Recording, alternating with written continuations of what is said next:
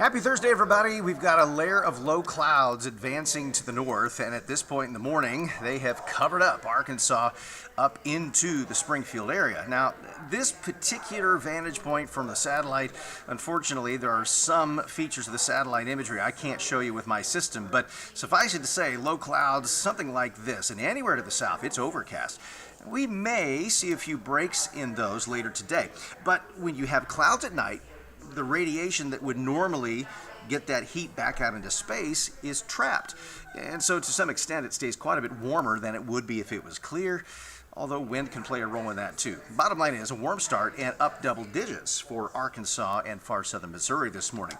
On the other hand, the same reasoning means that cloud cover is going to limit our high temperatures this afternoon, and I think we're probably talking something in the low to mid 60s, the coolest air, of course, where the clouds are going to be most stubborn. Lows tonight still very mild.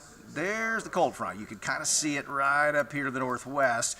It looks like just entering the Ozarks as we go into sunrise tomorrow. So we're going to wake up in the 50s, and then some gradual clearing. It'll take the longest down in Arkansas, so I actually think there could be some upper 50s there, and closer to 60 on the north side where the sun will be out the earliest. So here's later today. There's the cold front, and you see lots of clouds here.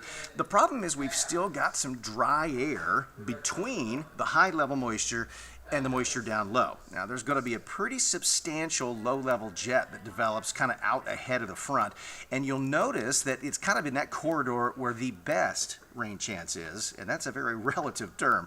So the cold front will start to move in. We stay cloudy. There could be a few showers along that front, but it will not be much. A lot of us won't get anything, and if you do, it will measure a trace to maybe a couple of hundredths. So there's tomorrow morning, cold front through probably mid-morning in Springfield and not completely out of the area till early afternoon. Dry air coming in from the north, and that should bring the sun back out probably after lunch for Springfield and maybe late afternoon for Arkansas. And then the high settles all the way into the Ozarks by Saturday morning. And without the cloud cover, we're going to be quite a bit chillier and could even see some spots in the 20s. So here's that cloud line. You kind of see how that splotchy gray is moving to the northwest. Again, a lot of us fairly overcast, but here's the storm system that's going to bring a better chance of rain.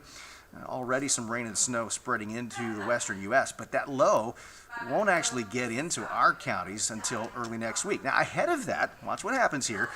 You'll see the rain and some higher elevation snows out west. It kicks into the Rockies on Saturday, and on Sunday, once low pressure starts to form, we'll pull some moisture north, rain initially to our west, but I think by late afternoon or evening, we'll see some of that rain spread into our region. The best chance comes overnight. You see the swirl developing there Monday, a wet and cooler day.